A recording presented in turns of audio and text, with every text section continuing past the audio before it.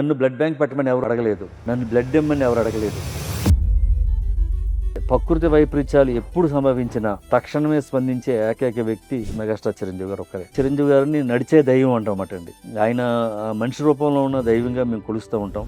Where did this idea of Chiranjeevi charitable trust? చాలా మంది negative propaganda చేయడానికి ట్రై చేశారు. అంటే ఎక్కడ దొరుకుతారా వీళ్ళు, వాళ్ళని పట్టుకుందాం అని చెప్పి ట్రై చేస్తుంటారు. అంటే 100 మందికి ఫ్రీగా బ్లడ్ డొనేషన్ చేయమని నన్ను ఎవరు అడగలేదు. నేను ఒక్కరికి చేసినా పర్వాలేదు. 40 years బ్యాక్ ఫ్యాన్ క్లబ్స్, ఈ అసోసియేషన్స్ ఇవన్నీ స్టార్ట్ చేసేటప్పుడు ఎలాంటి ఛాలెంజెస్ ఫేస్ చేశారు సార్? ఒక hospital doctor Chiranjeevi blood bank లో బ్లడ్ తీసుకోవద్దు, అక్కడ లో క్వాలిటీ ఉంటుంది అని చెప్పారన్నమాట అండి. రాజాములో ఒక చిన్న టీ షాప్ పెట్టుకున్న అతను చిరంజీవి గారి కోసం ఒక మంత్రిని చొక్కా పెట్టుకుని కొట్టబోయిన పరిస్థితి వచ్చిన రోజు ఊహించలేదన్నమాట అండి.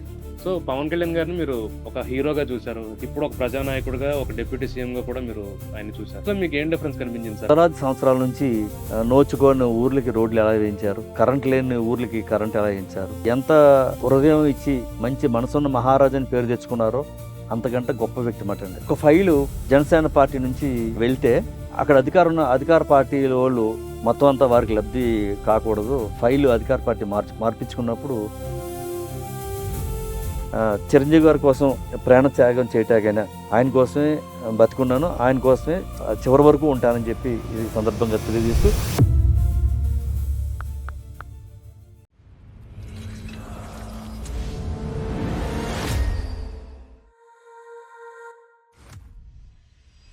వెండితెరపై అడుగుపెట్టిన ఒక యువకుడు ప్రేక్షకుల హృదయాల్లో తన స్థానం సుస్థిరం చేసుకున్నాడు. ఒక స్టార్ గా ఎదిగాడు, ఒక మెగా స్టార్ గా చరిత్ర సృష్టించాడు. కేవలం తన సినిమాలతో మాత్రమే కాదు, తన వ్యక్తిత్వంతో, సామాజిక సేవతో అభిమానుల ప్రేమ అనే కోటను శాశ్వతంగా నిర్మించుకున్నాడు.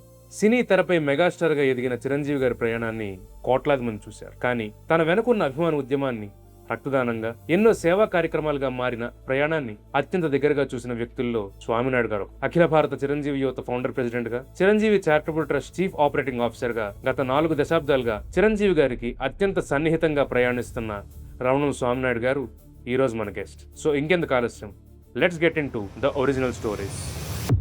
సార్ నమస్తే. సార్ నమస్తే అండి. సార్ మేము చిన్నప్పుడు పుట్టిన దగ్గర నుంచి ఇప్పటి వరకు కూడా ఏ ఒక్కరోజు కూడా చిరంజీవి గారిని తలుచుకొని రోజు ఉండదు. సమ్మార్ దదర్వే మేము చిరంజీవి గారి నామస్మరణ ఏదో రకంగా జరుగుతుంటుంది. అంటే యూజువల్గా అభిమానులు అనేవాళ్ళు ఆ హీరో వాళ్ళ తమ అభిమాన హీరో సినిమా వస్తే సినిమా చూసి ఫస్ట్ డే చూడడం, లేదంటే ఫస్ట్ వీక్లో చూడటం, ఇలా కొంతమంది ఉంటారు. కొంతమంది ఏంటంటే ఆ హీరోని మోటివేషన్గా తీసుకొని వాళ్ళ లైఫ్ని వాళ్ళు లీడ్ చేస్తుంటారు. కానీ చాలా కొంతమంది మాత్రమే ఆ అభిమాన హీరో కోసం తమ జీవితాన్ని డెడికేట్ చేసేసి కంప్లీట్గా అలా ఉండిపోతారు సార్. అలాంటి వాళ్ళల్లో మీరు ఒకరు. మిమ్మల్ని ఈరోజు ఇలా కలవడం చాలా అదృష్టంగా ఫీల్ అవుతున్నాం. అండ్ ఒక అభిమానిగా, ఒక చిన్న గ్రామంలో ఒక చిరంజీవి గారి అభిమానిగా మొదలై ఈరోజు అఖిల భారత చిరంజీవి యువతకి ఫౌండర్ ప్రెసిడెంట్గా, అలాగే ఈ చిరంజీవి చారిటబుల్ ట్రస్ట్కి సిఓ చీఫ్ ఆపరేటింగ్ ఆఫీసర్గా, అసలు ఈ జర్నీ ఎలా స్టార్ట్ అయింది? ఎలా అసలు మీరు దాదాపు 4 దశాబ్దాలకు పైగా చిరంజీవి గారితో అసోసియేట్ అయ్యి ఉన్నారు. ఈ జర్నీ అసలు ఎలా స్టార్ట్ అయింది సార్? కాకినాడలో నేను చదువుకునే రోజుల్లో మా రూమ్మేట్స్ అంతా కలిసి డిఫరెంట్ హీరోస్ని లైక్ చేస్తూ ఉన్నాం అనమాట. ఆ సమయంలో చిరంజీవి గారి సినిమా చూసి 90% రూమ్మేట్స్ అంతా ఈయన అభిమానులుగా మారిపోవటం, అక్కడ నుంచి ఈ రోజుకి ఆయన సినిమాలు బాగా వచ్చేసాయండి. సంవత్సరానికి 3, 4, 5 అలా వచ్చేవాడు. అప్పుడు ఈస్ట్ గోదావరి, వెస్ట్ గోదావరి జిల్లా ప్రెసిడెంట్గా నన్ను ఎన్నుకోవటం అందరూ. నేను అప్పుడు యాక్టివ్గా చిరంజీవి గారి గురించి మాటలే కానీ అలాగా అప్పుడు ఈజీగా నెంబర్ ఆఫ్ టైమ్స్ కాలేజీల్లో కలుసుకోవటం, ఇంకా కమ్యూనిటీ మీటింగ్స్లో కలుసుకోవటం, ఇలాగా ఏర్పడి అక్కడ నుంచి నాకు గవర్నమెంట్ నేను బాగా చదువుతున్నానని ఆ రోజుల్లో సెంట్రల్ గవర్నమెంట్ ఒక స్కీమ్ పెట్టిందండి. మెరిట్ స్కాలర్షిప్ ఒకటి ఇచ్చేదన్నమాట టాపర్స్ అందరికీ. ఆ స్కాలర్షిప్ తీసుకోవటం, ఈయన చూడాలని మద్రాసు వెళ్ళిపోవటం, 2 రోజులు 3 డబ్బులు అయిపోయే వరకు మద్రాసు తిరగటం, ఆయన దొరకకపోవటం, అలాగా 4 years ఆయన కోసం తిరిగానమాట అండి. 4 సంవత్సరాలు తిరిగినా కానీ నేను ఆయన కలవలేకపోయానమాట చెన్నైలో. తర్వాత చదువు అయిపోయింది. ఈ లోపల చిరంజీవి గారు హైదరాబాద్ షిఫ్ట్ అయ్యారు. మనం హైదరాబాద్ వెళ్ళి ఎలాగైనా ఆయన కలవాలని ఇంకా జాబ్ నిమిత్తం అని చెప్పి ఇంట్లో చెప్పి ఇక్కడికి వచ్చి ఇక్కడ అతి కష్టం మీద జాబ్ సంపాదించుకొని మళ్ళీ ఆ కంపెనీ వాళ్ళతోటి మాట్లాడుకొని నైట్ డ్యూటీ వేయించుకుని పగలంతా చిరంజీవి గారి ఇంటి ముందు లేకపోతే చిరంజీవి గారి షూటింగ్ ఎక్కడైతే అక్కడ మార్నింగ్ వెళ్ళిపోయి సాయంత్రం వరకు షూటింగ్ అయ్యి వెళ్ళిపోయే వరకు చాలా సినిమాలు అన్ని రోజులు పాల్గొన్నాను షూటింగ్ అలాగా ప్రయాణం అయ్యి అప్పుడు ఆయన షూటింగ్కి వెళ్తున్న సమయంలో ఇంకా అదర్ హీరోస్ అప్పటికి సీనియర్ యాక్టర్స్ అయితే ఎవరైతే ఉన్నారో వారంతా చేసే ఆ, సామాజిక పనులు అవి చూసినప్పుడు నాకు ఎందుకు అనిపించింది బట్ చిరంజీవి గారు ఈ షూటింగ్లకి అదే ఎక్కువగా వెళ్ళటం వల్ల ఆయన మంచితనం ఆయన గొప్పతనం సాటి నటీనటులతో ఆయన ప్రవర్తించే తీరు ఎవరైనా గెస్ట్లు వచ్చినప్పుడు ప్రవర్తించే అంటే అప్పటికే చాలా పెద్ద స్టార్ కదండి అసలు ఊహించలేని ఎత్తులో ఉన్నారు ఆయన అంచేత ఆయన అక్కడ ప్రత్యక్షంగా చూసేటప్పటికి ఆయనకున్న పేరుకి ఆయన వ్యవహరించే తీరుకి క్వైట్ ఆపోజిట్లో అనమాట అండి చాలా చిన్న పిల్లవాడి మనస్తత్వంలాగా అందరికీ దగ్గరగా ఉండటం ఎంతో గౌరవం ఇవ్వటం మనం చాలా ఎక్కువ ఊహించుకుని వచ్చేటప్పటికి ఆయన సింపుల్గా ఉండటం ఇవన్నీ చూసిన తర్వాత ఓ ఇంత గొప్ప మనసా ఇంత మంచి మనిషి ఈయన కోసం ఏదైనా చేయాలి అని అప్పుడు నేను పరిశీలించినప్పుడు మిగతా హీరోలంతా హీరోలకు సంబంధించిన అభిమానులంతా ఒక అన్నదాన కార్యక్రమాలకే పరిమితం అయి ఉన్నప్పుడు నేను డిఫరెంట్గా ఆలోచించాలని సమాజంలో నీడ్ ఏముంది ఎక్కడెక్కడ ఏం ప్రాబ్లమ్స్ ఉన్నాయి దీని మీద సర్వే చేసి అక్కడ నుంచి సరికొత్త విధానంలో మొక్కలు నాటే కార్యక్రమం కానీ బస్ షెల్టర్లు నిర్మించడం కానీ లేకపోతే మనం ఎవరైతే దేశ నాయకులు ఉన్నారో ఒకరిని ఆదర్శంగా తీసుకోవాలంటే మన గ్రామంలో ఒక విగ్రహం ఉండాలి అని మహాత్మా గాంధీజీ ఉండొచ్చు లేకపోతే ఉత్తమ సేవలు చేసిన మదర్ తెరిసా ఉండొచ్చు ఇలాగా ఆ గ్రామంలో మళ్ళీ ఆ గ్రామం వాతావరణం బట్టి అక్కడ ఆ ఊర్లో ఏ విగ్రహం ఉంటే బాగుంటుందని ఆ విగ్రహం పెట్టించడం ప్రతి ఊర్లోనే బస్ షెల్టర్ నిర్మించడం ఇంకా మొక్కలు అయితే కొన్ని లక్షలాది మొక్కలు అండి ఇంకా దానికి అంతులు అప్పటి నుంచి ఇప్పటి వరకు 10 సంవత్సరం చిరంజీవి గారు పుట్టినరోజుకి మినిమం స్టేట్ అంతా కలిసి మినిమం అయితే మినిమం 1 lakh ట్రీస్ ప్లాంటేషన్ జరుగుతూనే ఉందండి అలాగా సరికొత్త విధానం చేస్తే అప్పుడు కూడా నన్ను పత్రికలన్నీ గుర్తించి నా గురించి ఆర్టికల్స్ రాయటం చాలా బాగా చేస్తున్నారని అలాగే జర్నీ అయ్యి కోనసీమలో వరదలు వచ్చినప్పుడు బాగా దగ్గర అయ్యమాట చిరంజీవి గారితో అప్పుడు దాకా దూరంగానే ఉండి ప్రేమించాను అప్పుడు ప్రపంచం మొత్తం మీద లేకపోతే దేశం మొత్తం మీద లేదా ఆంధ్రప్రదేశ్లో అమలాపురం అంటే ఒక ప్రత్యేకత ఉందన్నమాట అండి అమలాపురంలో చిరంజీవి గారి ఇంట్లో ఎంతమంది సభ్యులు ఉంటే అంతమంది ఆయన ప్రేమిస్తూ ఉంటారన్నమాట ది హయ్యెస్ట్ కలెక్షన్స్ ఏదైనా ఒక ఊరు ఉందంటే ప్రతి సినిమాకి లేకపోతే ఒక సినిమాకి ఇన్ని లక్షల మంది సినిమా చూశారని హయ్యెస్ట్ పీపుల్ సినిమా చూసిన ఊరు ఏదైనా ఉందంటే అది అమలాపురం అన్నమాట అండి అంత ప్రేమించే అభిమానం ప్రేమించే ఊరిలో వరదలు వచ్చి అతాకుతలం అయిపోయి అసలు భూస్థాపితం అయిపోయిన పరిస్థితికి అంత ఇల్లు లేదు చెట్టు లేదు ఏమీ లేదండి చాలా ఘోరంగా జరిగిందన్నమాట అప్పుడు దాని గురించి నేను చిరంజీవి గారికి తెలియజేస్తే అప్పుడున్న మధ్యవర్తుల ద్వారా తెలియజేసినప్పుడు అది వివరంగా తెలుసుకోవడానికి నన్ను పిలిచినప్పుడు ఆయన ఫస్ట్ టైం క్లోజ్గా కలిసామాట అండి కలిసినప్పుడు ఆ వాతావరణం అక్కడ ఏం జరిగింది ఎలా జరిగింది ఎంత ఇబ్బందుల్లో ఉన్నారు అన్నీ చెప్తే వెంటనే ఎక్కువసేపు కూడా నాతో మాట్లాడలేదండి 15 నిమిషాల్లోనే అన్నీ విని వెంటనే యుద్ధ ప్రాతిపదిక మీద నేను చెప్పిన అన్నిటిని కూడా వారు ఆమోదించి ప్రత్యేకమైన బస్సులు ఒక డాక్టర్లు హైదరాబాద్లో ఉన్న ప్రముఖ డాక్టర్స్ అన్న ఓ బస్సు ఏర్పాటు చేసి అంటే అక్కడికి వెళ్ళి మొబైల్లో వైద్యం చేసే విధంగా అదేవిధంగా అక్కడ ఎవరికైతే బట్టలు లేవు ఏమీ లేవు బట్టలు అన్నీ ఇక్కడ సికింద్రాబాద్లో 2-3 లారీలు బట్టలు కొనిపించి తర్వాత వెసల్స్ లేకపోతే వారికి కావాల్సిన సామాన్లు వంట సామాన్లు అన్నీ అలాగే ఒక 5-6 లారీలు వేసుకుని మేము అక్కడికి వెళ్ళి అన్ని ఊర్లు తిరిగి ప్రతి ఊర్లోని పంచిపెట్టి టెంపరీ టెంట్లు వేసి వారికి ఒక ధైర్యం ఇచ్చే విధంగా చేసినప్పుడు ఆయన స్పందించిన తీరు ఇంకా వర్ణాతీతం అన్నమాట అప్పటి కలెక్టర్ గారు ఐఏఎస్ ఆఫీసరు చిరంజీవి గారు వచ్చి స్వయంగా చూడటానికి ప్రయత్నం చేసినప్పుడు ఆయన వారించారన్నమాట మీరు రావద్దండి ఈ ప్రాంతం మిమ్మల్ని బాగా అభిమానిస్తుంది మరింత ఇబ్బంది అయ్యే అవకాశం ఉంది రావద్దు మీరు ఏదైనా సహాయం చేస్తే డైరెక్ట్గా చేయమని చెప్తే వారు వెళ్లకుండా ఆగిపోయి ఇక్కడి నుంచే పర్యవేక్షించినప్పుడు ఆయనకి ప్రజల మీద, తెలుగు ప్రేక్షకుల మీద, ఆయన ప్రేమించే వారి మీద ఎంత ప్రేమ ఉంటుంది, వారంతా బతకాలని, వారంతా బాగుండాలని. ఆయన అప్పుడు వైద్యం చేయించిన తీరు కానీ ఇవన్నీ మర్చిపోలేమండి. చాలా గొప్పగా అలాగని ఒక కోనసీమనే కాదు, రాయలసీమలో మదనపల్లిలో వరదలు వచ్చినప్పుడు కానీ, అయితే ప్రకృతి వైపరీత్యాలు ఎప్పుడు సంభవించినా మొట్టమొదటిగా ఇమీడియట్గా తక్షణమే స్పందించే ఏకైక వ్యక్తి ఈ ప్రపంచంలో ఎవరు ఉన్నారంటే మెగాస్టార్ చిరంజీవి గారు ఒక్కరే. స్పందించడం ఏదో ఉడతా భక్తిగా ఇవ్వటం కాకుండా పెద్ద మొత్తంలో సహాయం చేయటం.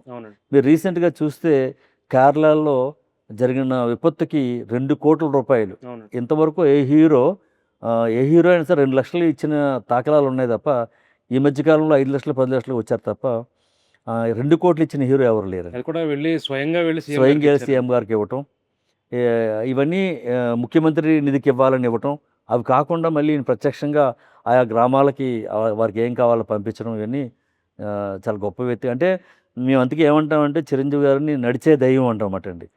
ఆయన మనిషి రూపంలో ఉన్న దైవంగా మేము కొలుస్తూ ఉంటాం. అందుకే ప్రతిరోజు మేము ఇంట్లో నుంచి బయలుదేరేటప్పుడు వారికి దండం పెట్టుకుని బయలుదేరటం.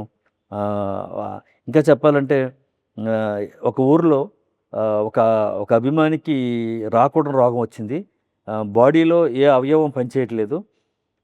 ఒక అవయవాన్ని జరిపితే ఆ అవయవం అలా ఉండిపోతుంది మేడం. మళ్ళీ మీరు జరిపే వరకు తల కానీ, చేతులు కానీ, కాళ్ళు కానీ, అటువంటి పరిస్థితుల్లో ఆయనకి ఆపరేషన్ చేయాల్సి వచ్చినప్పుడు మత్తుమందు ఎక్కిస్తుంటే ఆయన అబ్బాయి చెప్పాడు, మేడం నాకు మత్తుమందు ఎక్కించొద్దండి, నాకు చిరంజీవి గారు ఉన్నారు, చిరంజీవి గారు కాపాడతారు, నాకు ఎదురుగుండా చిరంజీవి గారు ఫోటో పెట్టమని చిరంజీవి గారు ఫోటో పెట్టుకుని జై చిరంజీవి, జై చిరంజీవి, జై చిరంజీవి అంటూ ఆయన నామస్మరణ చేసుకుంటూ ఆపరేషన్ చేయించేసుకున్నాయండి.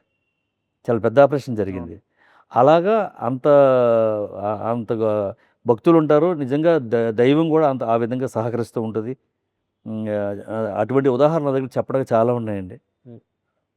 సో మీరు చాలా రోజులు మీరు చెప్తుండగా చాలా రోజులు మీరు దూరం నుండి చూడడం, అంటే స్టూడియో బయట వెయిట్ చేయడం, ఎప్పుడైనా సార్ కనిపిస్తారేమో చూడడం అలా వెయిట్ చేసామన్నా. ఫర్ ద ఫస్ట్ టైం మీరు చిరంజీవి గారిని కలిసినప్పుడు ఇంకొక 2-3 క్షణాల్లో ఆయన మీ దగ్గరకు వచ్చి మీతో మాట్లాడతారు అనుకున్నప్పుడు అసలు మీ ఫీలింగ్ ఎలా ఉంది సార్? మొదటి రోజు ఏ విధంగా ఫీల్ అయ్యానో after 29 years today also same అదే ఫీలింగ్ అండి. ఇప్పటికీ ఆయన కలిసినప్పుడు నేను ఒక 2 మినిట్స్ కంటే ఎక్కువసేపు ఆయన దగ్గర ఉండలేనమాట అండి. అదేంటి సార్ మీరు చాలాసార్లు బయటకు వచ్చేసిన రోజులు ఉంటాయి, ఆయన ఇంటికి వెళ్ళిపోతామని అడిగిన రోజులు కూడా ఉన్నాయి. అది ఎందుకంటే ఇందాక మీరు చెప్పినట్టు నిజంగానే ఆయన దైవీ స్వరూపుడు అన్నమాట అండి. సూర్య భగవానుడి దగ్గర ఎన్ని వందల మెగావాట్ల శక్తి ఉందో చిరంజీవి గారిలో కూడా అంత మెగావాట్ల శక్తి ఉందన్నమాట. ఆ శక్తి దగ్గర మనం జీరో శక్తి మన దగ్గర ఉంది, అది మెగావాట్లు ఉంది. అక్కడ వెళ్ళినప్పుడు తట్టుకోలేమన్నమాట అండి. మీకు షివరింగ్ వచ్చేస్తుంది, మనం చెప్పాలని చెప్పలేము, నర్వస్ ఏం పనిచేయవు. ఎక్కువ మందికి జరుగుతుంది, నా ఒక్కడికే కాదు చాలామందికి ఇదే జరుగుతుందండి. అక్కడికి వెళ్ళి బాగా మాట్లాడి వచ్చిన వాళ్ళు చాలా అరుదుగా 10% ఉంటారండి. 90% తప్పు మాట్లాడతారు, ఏదో మాట్లాడతారు, ఉండలేరు ఎక్కువసేపు. ఎంత పెద్ద పెద్ద మహానుభావులు అమెరికా నుంచి వస్తూ ఉంటారు కదండి, నేను ఆ మీటింగ్లో పాల్గొంటూ ఉంటాను. అక్కడికి వెళ్ళి ఏం మాట్లాడలేరండి. ఆయన ఒక సాఫ్ట్వేర్ కంపెనీ ఓనరు. అక్కడికి వెళ్ళినప్పుడు అతను కూడా చాలా చిన్న పిల్లవాళ్ళలాగా చేతులు కొట్టుకుని తక్కువ మాట్లాడి వచ్చేసిన బయటకు వచ్చిన తర్వాత, సార్ ఏంటి మీరు చాలా చెప్పారుగా ఏం మాట్లాడలేదండి, అయ్యి బాబాయ్ ఆ సింహం ముందు నేనేం మాట్లాడలేకపోయానండి, నాకేం మాట రాలేదండి. ఇది చాలామందికి ఉన్న ఫీలింగ్ సార్. అది శక్తి, చాలా powerful Shakti.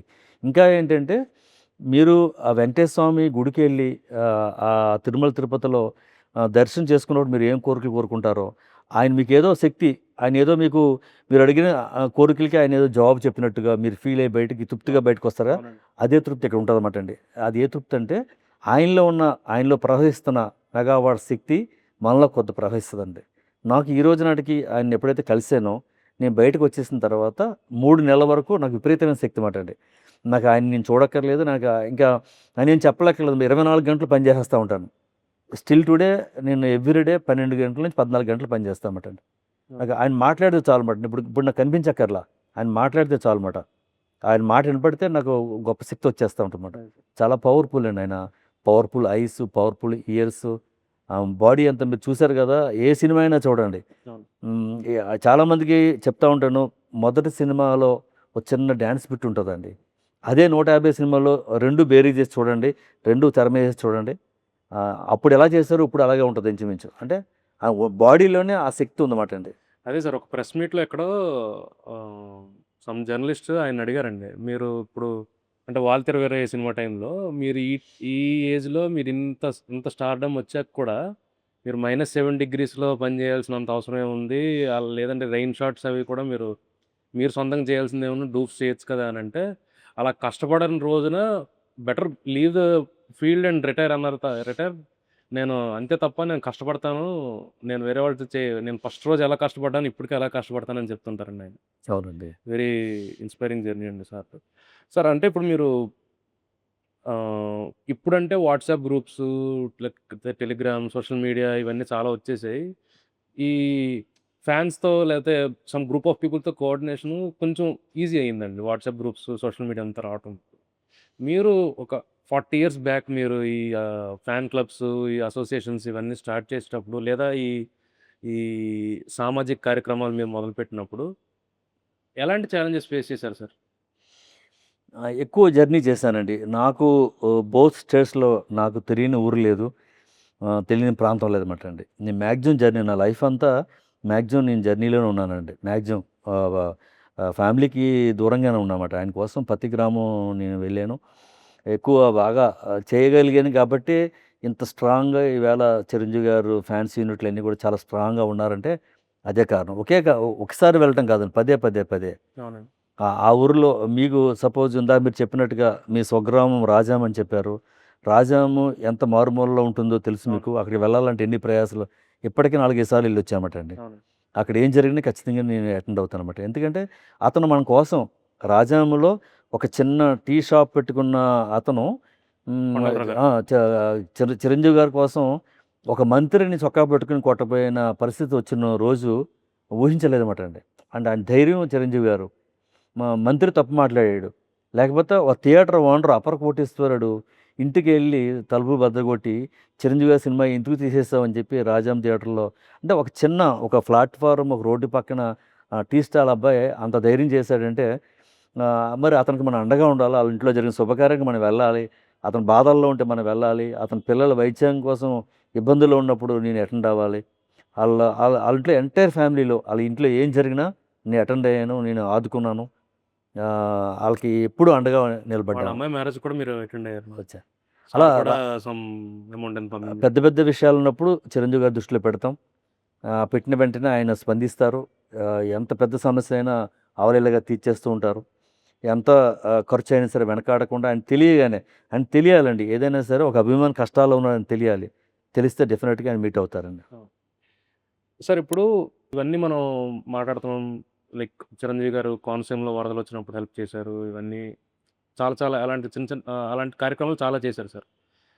But where did this idea of Chiranjeevi charitable trust, blood bank and I bank ఈ ఐడియాస్ ఎలా స్టార్ట్ అయ్యాయి? అండ్ నాకు తెలిసి అవి స్టార్ట్ అయినప్పుడు మీరు కూడా వ్యవస్థాపక సభ్యుల్లో మీరు ఒకరు అనుకుంటున్నాను sir. So, how did that process happen? అంటే ఆయన ఆ టైంలో నేను లేను గానండి. చిరంజీవి గారు పదే పదే ఆయన దగ్గర బాగా క్లోజ్‌గా ఉన్నప్పుడు నేను చూసిన విధానం, ఆయన మాట్లాడిన విధానం ఆహ్, 'గరణ మొగుడు 100 డేస్ ఫంక్షన్‌లో గాని ఇలా చాలా 100 డేస్ ఫంక్షన్‌లో ఆయన ఎగ్జాంపుల్ ఎక్కడో గుంటూరులో పత్తి రైతులు ఆత్మహత్య చేసుకున్నారు అని తెలియగానే మొత్తం ఆ హోల్ టీమ్‌ని ఎంతమంది చచ్చిపోయారో అంతమందిని 100 డేస్ ఫంక్షన్ పిలిసి భారీ మొత్తం ఇచ్చి ఆదుకోవటం. ఇలాగా ఇవన్నీ నాకు తెలుగు ప్రజలు నన్ను ఇంతగా ఆదరిస్తున్నారు. వీరికి నేను తిరిగి ఏదైనా ఇవ్వాలి. అది ఇవ్వాలంటే సిస్టమాటిక్‌గా ఇవ్వాలి అని చెప్పి ఆయన చిరంజీవి చారిటబుల్ ట్రస్ట్ స్థాపించడం. లేకపోతే ఈ ప్రకృతి వైపరీత్యాలు వచ్చినప్పుడు ఆ ప్రాంతానికి, ఆ దేశానికి, ఆ రాష్ట్రానికి ఇవ్వాల్సిన నిధులు పద్ధతి ప్రకారం ఇవ్వాలంటే ఓ ట్రస్ట్ అంటూ ఉండాలని వారంతా కుటుంబ సభ్యులంతా భావించి ఆ రోజుల్లో ట్రస్ట్ పెట్టి తద్వారాగా Chiranjeevi eye and blood bank స్థాపించినప్పటి నుంచి నేను ఉన్నానండి. దాంట్లో నేను భాగస్వామినయ్యాను. సో, ఇప్పుడు చాలామంది బ్లడ్ డొనేట్ చేయాలనుకుంటారు సార్. అంటే నాకు తెలిసి చిరంజీవి గారు బ్లడ్ బ్యాంక్ అవి స్టార్ట్ చేసే టైంకి బ్లడ్ డొనేషన్ మీద అంత అవేర్‌నెస్ అనేది కూడా చాలా తక్కువ ఉండేదనుకుంటున్నాను సార్. సో, ఇప్పటికీ బ్లడ్ డొనేషన్ అంటే బ్లడ్ ఇస్తే నాకేమైనా అయిపోతదేమో అన్న అపోహలో చాలామందుంటారు. సో, అసలు బ్లడ్ డొనేషన్ చేసేటప్పుడు ఏం జరుగుతుంది? లైక్ బ్లడ్ డొనేషన్ చేయడానికి అండ్ బ్లడ్ డొనేషన్ చేసిన తర్వాత what are the protocols that we do here sir? అంటే ప్రతిరోజు హైదరాబాద్ వరకు చూసుకున్నప్పుడు ప్రతిరోజు రక్తం దొరకక ఈరోజు ఇద్దరు చనిపోయారు, ముగ్గురు చనిపోయారు. ఇటువంటి విషయాలన్నీ చిరంజీవి గారు తెలిసినప్పుడు ఈ బ్లడ్ డొనేషన్ ఆవశ్యకత గురించి అలా బ్లడ్ ఇంత ఇంపార్టెంటా, బ్లడ్ దొరకక ఎంతమంది చనిపోతున్నారా, ఇవన్నీ ఆయన మధ్యలో ఆలోచిస్తూ ఉండేవారండి. దానికంటే ముందు ఎవరికైనా కాలు ఇరిగిపోయింది, చెయ్యి ఇరిగిపోయింది, యాక్సిడెంట్ అయింది, 2 కాళ్ళు పోయినాయి, 2 చేతులు పోయినాయి, ఇంతేనా మా బ్రతుకు, వాళ్ళ ఆత్మహత్య చేసుకోవటం, లేకపోతే కొంచెం ఎవరైనా బ్యాక్ సపోర్ట్ ఇచ్చి ఈ కృత్రిమ అవయవాల కోసం ఇతర రాష్ట్రం వెళ్ళి జైపూర్లో ఆ కృత్రిమ అవయవాలు తయారు చేయించుకోవటం, లేకపోతే ఒక ఆఫీసులో పనిచేస్తున్న అబ్బాయికి ఈ నష్టం జరిగింది, అతనికి ఎలా ఎలాగ మీట్ అవ్వాలి, చాలా ఇంపాసిబుల్ మాట, చాలా కాస్ట్లీ. అవన్నీ తెలిసిన తర్వాత కృత్రిమ అవయవాలు మన రాష్ట్రంలో లేవు, వేరే రాష్ట్రంలో ఉన్నాయి, చాలా ఖర్చుతో కూడుకుంది అని తెలిసిన తర్వాత ఆయన ఈ ఆర్టిఫిషియల్ లిమ్స్ ఒకటి పెట్టాలి, ఇది ఫ్రీగా ఇవ్వాలని ఆయన ఒక ప్రాజెక్ట్ రిపోర్ట్ తయారు చేసుకుని త్వరలో ప్రారంభిద్దాం అనుకున్న సమయంలోనే దానికంటే ఎమర్జెన్సీ బ్లడ్ డొనేషను, ఈ నీడీ బ్లడ్ అని తెలిసి వెంటనే ముందుగా బ్లడ్ బ్యాంక్ స్థాపించడం. ఈ బ్లడ్ బ్యాంక్ స్థాపించిన తర్వాత దీనిలో ఉన్న కష్టాలు, దీంట్లో ఉన్న ప్రాబ్లమ్స్, ఇది ఎంత ఇంపార్టెంటు చిరంజీవి గారు మాకు పదే చెప్తారన్నమాట అండి. నన్ను బ్లడ్ బ్యాంక్ పెట్టమని ఎవరు అడగలేదు, నన్ను బ్లడ్ ఇమ్మని ఎవరు అడగలేదు, లేకపోతే 100 మందికి ఫ్రీగా బ్లడ్ డొనేషన్ చేయమని నన్ను ఎవరు అడగలేదు. నేను ఒక్కరికి చేసినా పర్వాలేదు, అసలు చేయకపోయినా పర్వాలేదు నాకు, కానీ మీరిచ్చే బ్లడ్ 100% క్వాలిటీగా ఉండాలి. మన బ్లడ్ బ్యాంక్ తరపు నుంచి వెళ్ళిన ఒక యూనిట్ వల్ల అవతల పేషెంట్ బాగుపడాలే తప్ప మన బ్లడ్ ద్వారాగా కొత్త రోగాలు రాకూడదు. అంచేత దీన్ని చాలా క్షుణ్ణంగా తరువుగా నిపుణులైన డాక్టర్సు, ఎక్స్పీరియన్స్ ఉన్న టెక్నీషియన్స్ తోటి వెల్ ఎక్విప్మెంట్ మా దగ్గర ఉన్న చాలా ఇండియాలో లేని ఎక్విప్మెంట్ అంతా చిరంజీవి గారి బ్లడ్ బ్యాంక్లో ఉంది. కోట్లాది రూపాయలు ఖర్చు పెట్టి ఆయన స్క్రీనింగ్కి, అంటే ఈ రక్త శుద్ధీకరణ పరీక్షలు, the best blood bank in India అండి అని చెప్పొచ్చు అన్నమాట. అంత ఖర్చు పెట్టి ఆయన చేస్తూ ఉంటారు. ఏదైనా బార్డర్లో వాల్యూస్ వస్తూ ఉంటాయి, వచ్చినప్పుడు మేము దాన్ని బార్డరే కదా, 001 కదా, పర్వాలేదు వాడేద్దాం అనుకుంటే చిరంజీవి గారు నోను మళ్ళీ రిపీట్ చేయండి, లేదు సార్ రిపీట్ చేస్తే మళ్ళీ 3,000, 4,000, 5,000 దాకా ఖర్చు అవుతుంది, ఏం పర్వాలేదు మళ్ళీ రిపీట్ చేయండి, ఎంతైనా నేను ఇస్తాను అని చెప్పి అక్కడ క్వాలిటీ దగ్గర అసలు నో కాంప్రమైజ్ అన్నమాట. The best blood bank. అందుకే చిరంజీవి గారు సిస్టర్ని, డాక్టర్ మాధవ్ గారిని చీఫ్ మెడికల్ ఆఫీసర్ గారు అపాయింట్ చేసి వారి పర్యవేక్షణలో ఇది రన్ అవుతుందంటే దానికి అదే కారణం అన్నమాట. ఆ క్వాలిటీ బ్లడ్ మిస్ అవ్వకూడదు, చాలా సంవత్సరాల నుంచి మనం వెళ్తున్నాం, మనం చేసే సర్వీస్ ది బెస్ట్గా ఉండాలి అని చెప్పి ఆ క్వాలిటీ దగ్గర కాంప్రమైజ్ అవ్వరండి. తర్వాత ఈ బ్లడ్ రక్త శుద్ధీకరణ చేయటానికి వాడే కిట్స్ ఉంటాయన్నమాట, దాంట్లో వాడే కెమికల్స్ ఉంటాయన్నమాట, ఇవన్నీ కూడా చాలా కాస్ట్లీ వాడతారన్నమాట. అక్కడ కూడా డూప్లికేట్ వాడటం, అంటే ఇక్కడ మాకు అవసరం లేదు, అయినప్పటికీ కూడా మంచి మంచి అన్నీ వాడి ది బెస్ట్, అంటే చాలా ప్యూరిఫై చేసి ఎవరో పేరు పెట్టకుండా. అందుకే మాకు ఇంతవరకు ఈ 29 సంవత్సరాల్లో ఒక్క కేసు కూడా మా మీద లేదు, ఒక్క కంప్లైంట్ కూడా మా మీద లేదు, చిరంజీవి గారి బ్లడ్ బ్యాంక్ మీద లేదు. అంచేత మేము ఒకటే సార్, చిరంజీవి గారు ఎంత డబ్బైనా పెడతారు, చిరంజీవి గారు ఎంతమందిని ఆదుకుంటారు, దీన్ని నడిపించే వ్యక్తులు మంచోళ్ళు ఉండాలి, దీన్ని నడిపించే వ్యక్తులు నమ్మకస్తులు కావాలి. ఇవన్నీ తెలిసి నాలాంటి వాళ్ళు, అంటే మేము ప్రాణం ఇవ్వటానికైనా సిద్ధంగా ఉన్నాం కాబట్టి దీని వెనకాల మనం అండగా ఉండాలని ఎక్కువ సమయం ఇక్కడ గడిపితే ఎక్కువ గంటలు గడపడానికి కారణం అదే అన్నమాట. మనం ఉంటే టోటల్ స్టాఫ్ అంతా అలర్ట్గా ఉంటారు, ఏ తప్పు జరగదు, ఏ సమయంలో ఏ తప్పు జరుగుతుందో తెలియదని. నేను ఇక్కడ లేకపోయినా సరే 24 అవర్స్ నేను అందుబాటులో ఉంటానన్నమాట. ఎవరు 12 గంటలకు చేసినా, 1 గంటలకు చేసినా, 3 గంటలకు చేసినా ఫోన్ ఎత్తాను, మాట్లాడతాను. అదే సార్. నేను ఎమర్జెన్సీలో బ్లడ్ కావాలంటే బ్లడ్ అరేంజ్ చేస్తాం. అదే సార్. చిరంజీవి గారికి చిన్న మచ్చ లేకుండా, చిరంజీవి గారి జెండా ఎప్పుడూ రెపరెపలాడే విధంగా, ఆయనకి ఎప్పుడు ఎటువంటి ఇబ్బంది లేకుండా మేము ఈ బ్లడ్ బ్యాంక్ని కాపాడుతూనే ఉన్నాము.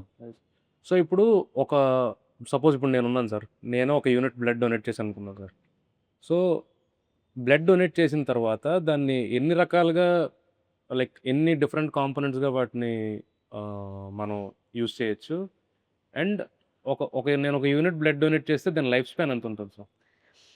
బ్లడ్ బ్యాంక్ స్థాపించిన కొత్తలో హోల్ బ్లడ్ అనేవారు. హోల్ బ్లడ్ అంటే మీరు ఏదైతే బ్లడ్ ఇచ్చారో ఆ యూనిట్ని డైరెక్ట్గా అది హాస్పిటల్కి ఇచ్చేయడం జరిగేది.